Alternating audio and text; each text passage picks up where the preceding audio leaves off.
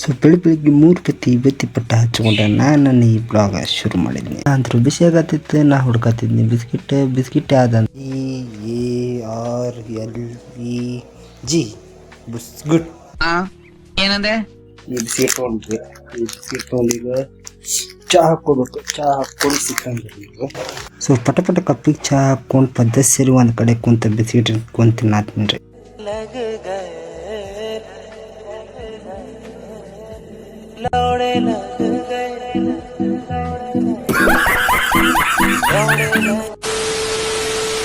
So ಬಳತ್ತತ್ರ ಒಳಗೆ ಇದ್ದ ಸ್ವಲ್ಪ ಬಿಸಿಲಿಗೆ ಮಕ ತೋರ್ಸೋಣಂತ ಹೊರಗೆ ಬಂದ್ರೆ ಬಿಸಿಲಿಗೆ ಕಣ್ಣು ನಾವು ಚೈನಾದವ್ರ ಕಣ್ಣು ಆದಂಗೆ ಅದು ಈಟ.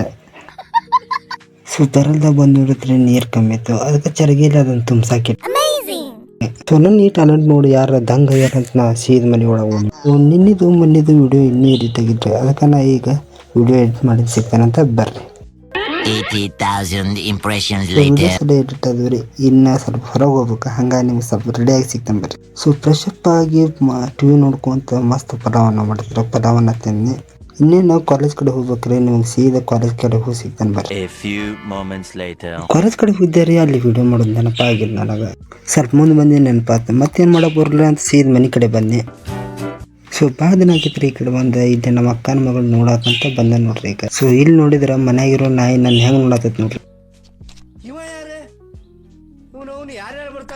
ಸೊ ಈಕಿನ ನೋಡ್ರಿ ನಮ್ಮ ಅಕ್ಕನ ಮಗ. ನನ್ನ ಕಡೆ ಅಂತ ಬರತ್ತಿಲ್ರಿ, ನಾನು ನೋಡಿದ್ರೆ ಹುಡುಗರು ಹೊಂಟಾಳ.